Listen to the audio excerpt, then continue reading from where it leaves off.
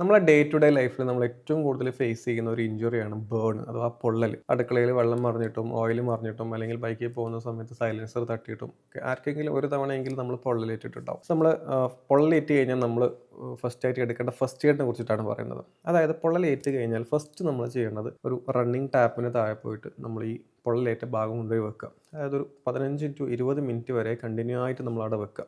അതിനകത്തുള്ള ഹീറ്റിനെ കുറക്കാൻ വേണ്ടിയിട്ടാണ് നമ്മൾ ചെയ്യുന്നത്. പക്ഷെ ഒരിക്കലും നമ്മൾ എന്ത് ചെയ്ത് ഐസ് പാക്ക് ഒന്നും കൊണ്ടുപോയി വെക്കരുത്. ഐസ് പാക്ക് വെച്ച് കഴിഞ്ഞാൽ അത് കൂടുതലും ഇഞ്ചുറി ഉണ്ടാക്കുകയാണ് ചെയ്യുക.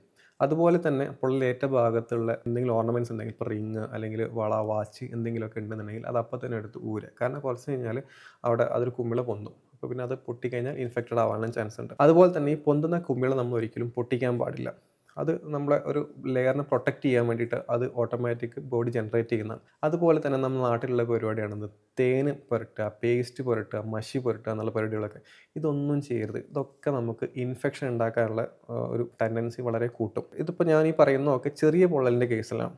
ഓക്കെ. ഇനി കൂടുതൽ വലിയൊരു പൊള്ളലാണ്, മേലൊന്നായിട്ട് നമ്മൾ വെള്ളം ചിന്തി മറിഞ്ഞൊരു കേസാണ് എന്നുണ്ടെങ്കിൽ നമ്മൾ ചെയ്യേണ്ടത് നമ്മളെ ഡ്രസ്സ് ഊരി മാറ്റിയതിന് ശേഷം നല്ലൊരു നനഞ്ഞ തുണി കൊണ്ട് ആളെ കവർ ചെയ്തിട്ട് നമ്മൾ ഏറ്റവും അടുത്തുള്ള ഹോസ്പിറ്റലിൽ നമ്മൾ കൊണ്ടുപോകാൻ വേണ്ടി ശ്രദ്ധിക്കുക. നല്ല അത് വൃത്തിയുള്ള ക്ലോത്ത് ആവണം. ഇനി വൃത്തിയുള്ള ക്ലോത്ത് അല്ലെങ്കിൽ നല്ല വൃത്തിയുള്ള ഒരു കവർ ഇട്ടിട്ട് നമ്മൾ അവരെ കവർ ചെയ്തതിന് ശേഷം ഹോസ്പിറ്റലിൽ കൊണ്ടുപോകുക.